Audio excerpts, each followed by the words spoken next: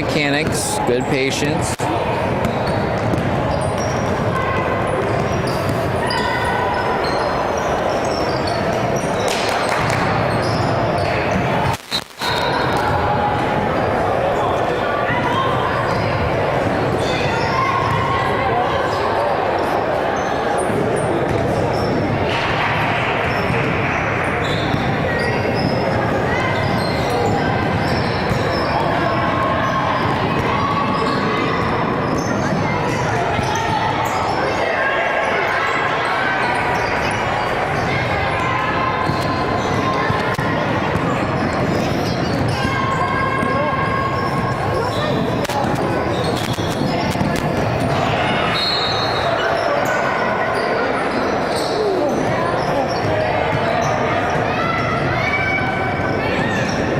Brandon, nice job at slot, hanging back and seeing help with the pressure.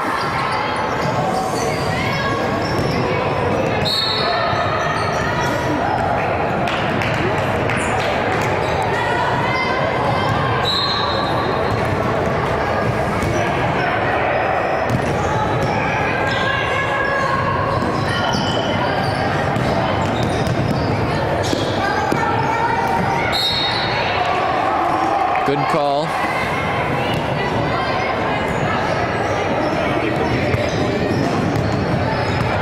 Good mechanics.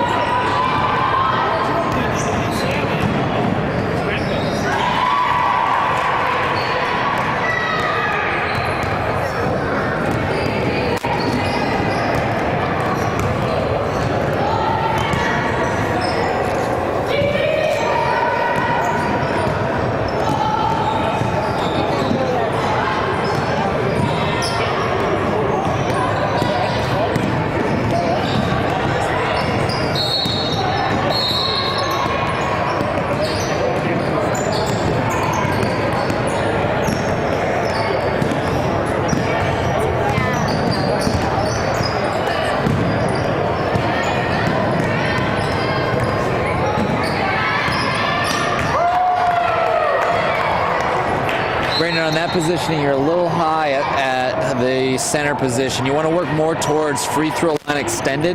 In fact, we kind of had two trails on that play. So right now your positioning's better. Yep, Dustin, that's a nice job with that. You recognize that Brandon steps out, he goes high on that. So that's initiation of a rotation, and you're going to come across.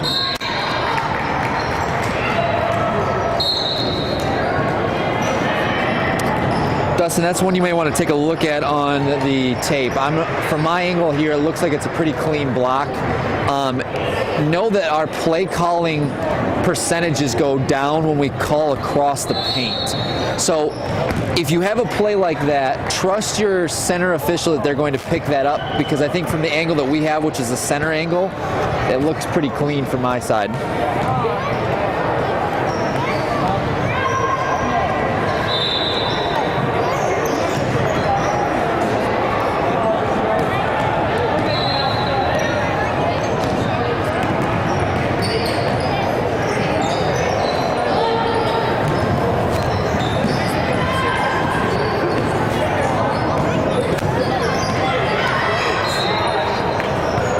Nice job staying with the shooter. All the way up, all the way down.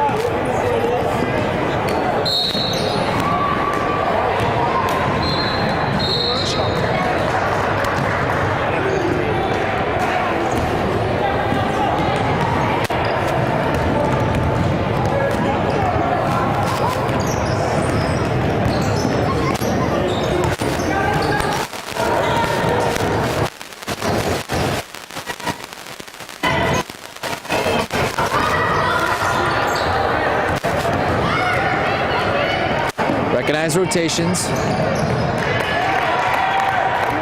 So a good thing to take from that, Brandon, is what we talked about at halftime is you did a peek over your shoulder, exactly what we asked you to do at halftime. You recognize that there's someone coming behind you, and you bolted all the way down, which is good. Now, the question is if we recognize that sooner, we may be at the lead already to receive that play. We may or may not see different contact on top of that.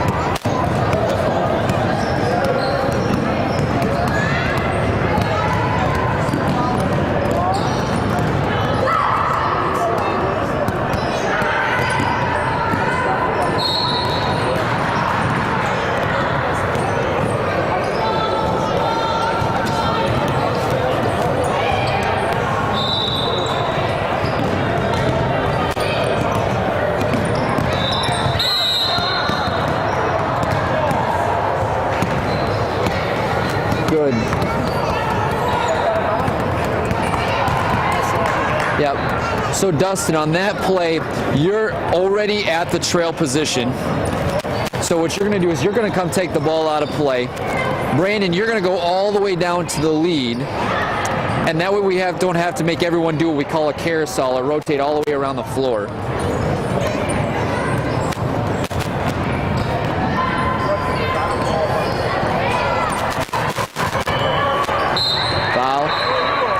Dustin, that's a good pickup. What I like about that is you gave Lead a crack at it. Lead didn't take a foul. You see a foul, so you take the foul. That's being a good crewmate, because you allow Lead to take the first crack at it. He, for some reason, chooses not to take it. You take it, which is a really good call, I think.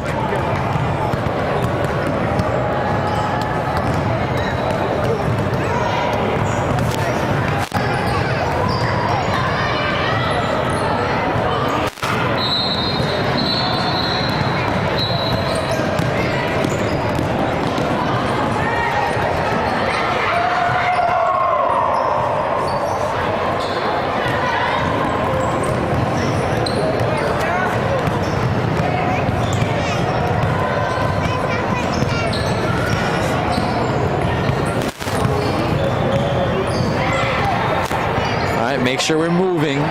Don't get ourselves set. Dustin, keep moving.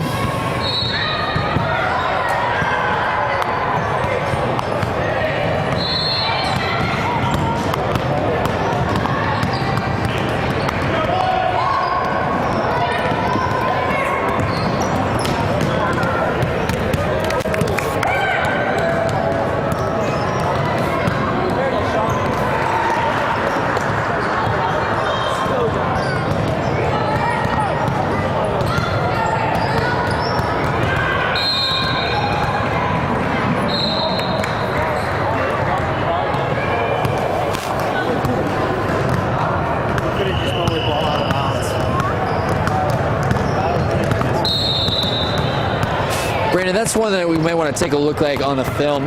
From my angle, it doesn't look like there's a whole lot of contact that's illegal on it. Not only that, but philosophical kind of thing is if we just call the ball out of bounds on that, it's going to go to the opposite team regardless. And if it's a marginal contact and we're going to give the ball to the other team, sometimes philosophically we don't take those fouls, especially on marginal plays.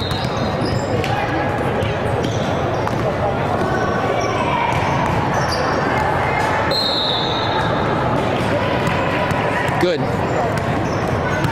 Gentlemen, nice work. This is the first time we've got the rotation correct on when we're going the long way. So very simply done. Brandon comes over, he takes the ball. That sends Dustin all the way down to the baseline. And then we've got our center who stays at the center position.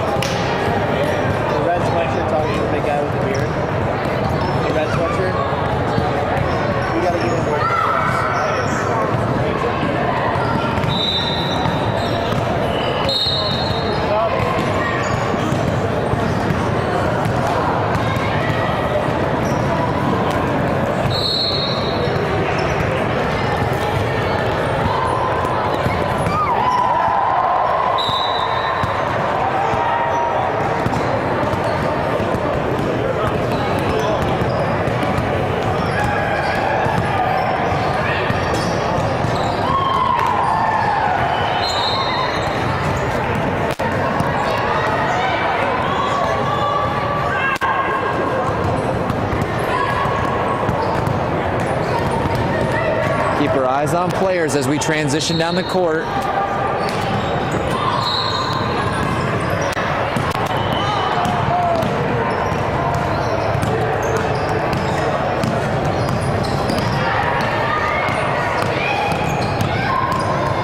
So that's a foul. What we see is that she takes the ball, and the two types of rebounding fouls that we want to take is one is excessive contact or displacement and possession cancellation. In this one, it would fit criteria number one, which would be excessive displacement. So she gets the ball, she comes down and it gets bumped or dislodged enough for her to basically to come off of her position.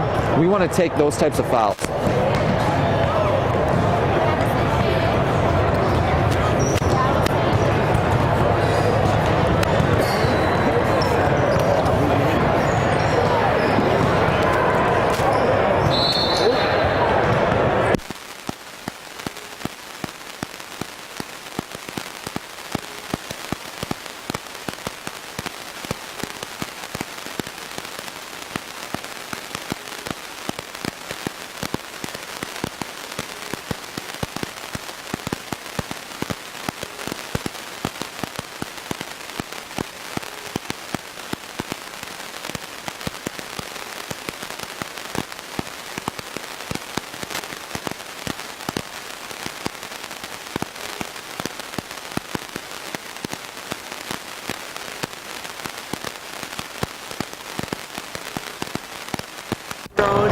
Watched the game, so it was fun.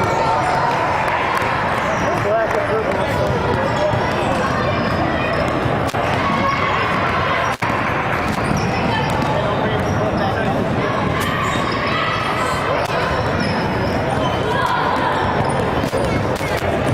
So good transitions, much better watching players as we go down the court.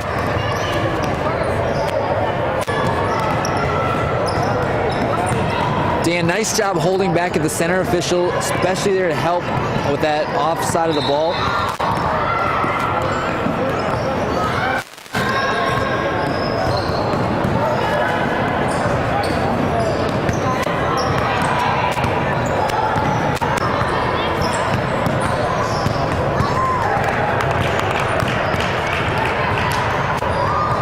Eyes on players.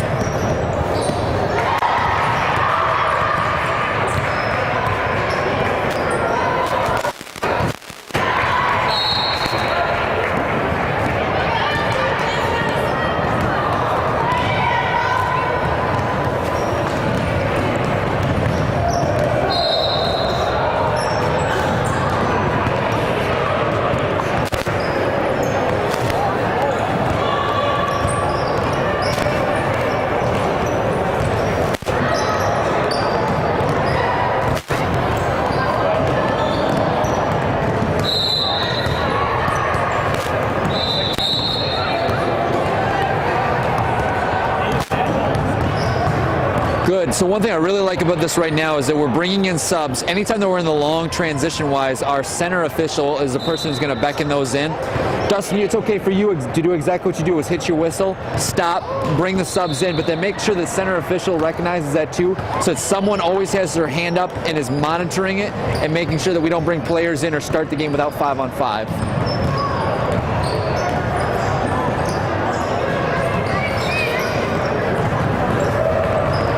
Recognize rotations, good. Brandon, recognize rotations.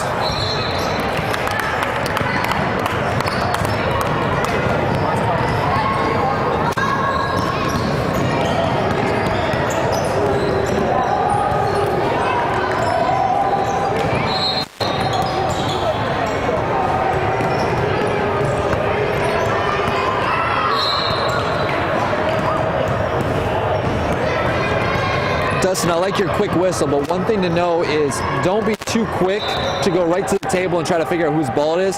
Keep an eye on those two players for a couple of seconds. I kind of call it the rule of 3. 3 seconds you want to keep your eyes on the players, and then 3 seconds we try to get the ball back into play. So keep your eyes on them for at least 3 seconds, because if something stupid's going to happen, it's going to happen in those 3 seconds.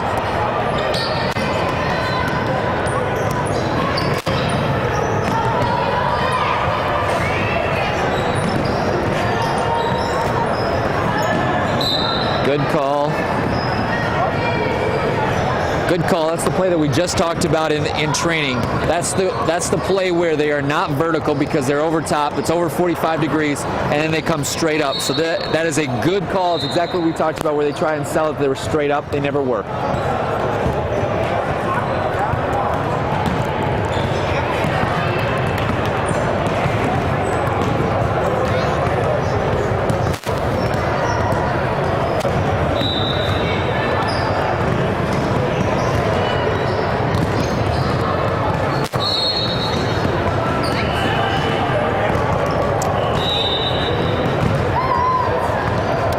Nice job passing up subs. Remember, Brandon, if we didn't take a timeout there, you would be in charge of the clock. So your hand would go up. Once they make that second free throw, the lead then puts their hand up, and they're going to chop the play in once it becomes live.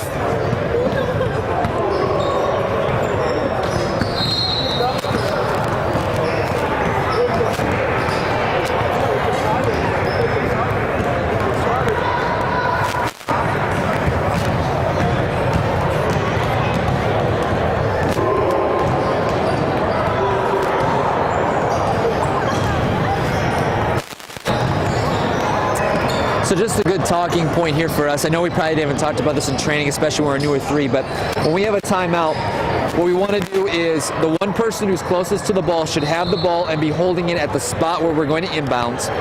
The other two, on a full timeout, you're going to go to the opposite blocks of each other. So the blocks that are on the opposite of the table.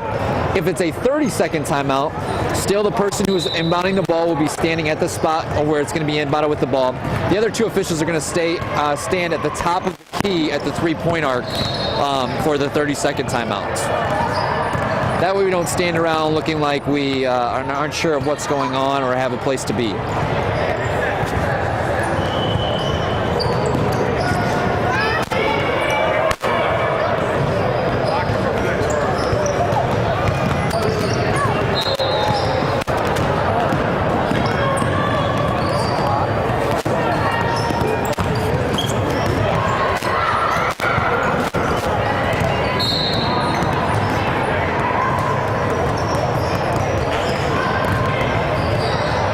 That's a really good call. Oftentimes what happens is if we don't pick those plays up, especially when we have bigs versus littles, what happens is the bigs get upset and they start swinging elbows. So it's good for them to get that first foul so we don't have to worry about taking a second foul. Nice call.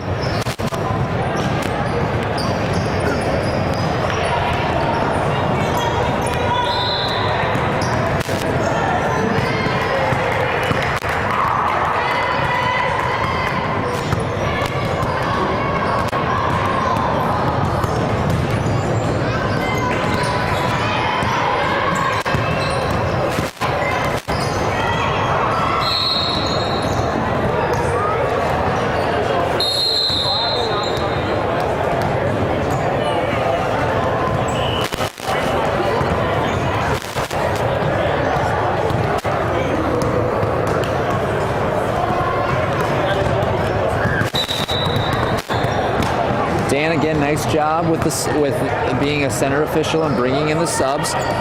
Instead of putting your hand straight out, though, it may be helpful to put your hand straight up. And the reason for that is, as a shorter official, people can see you around you, especially as players are bigger. Foul. Good call.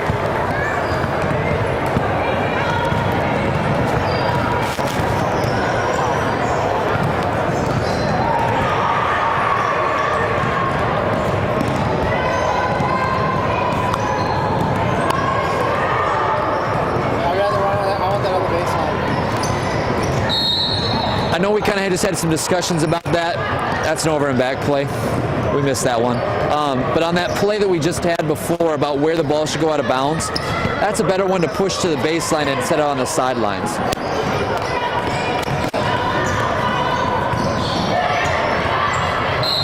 Good call. Dustin, that's good communication with Dan. We've got a double whistle on that play. It's opposite lane line, so you want to give your slot an opportunity to be a strong slot. So that's a good call.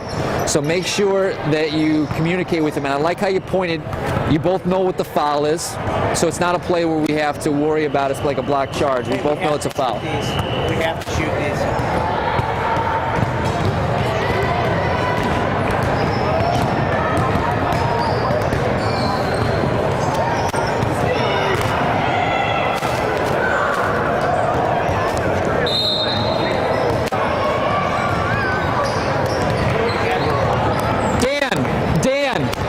Shoot it for point differential. Shoot one.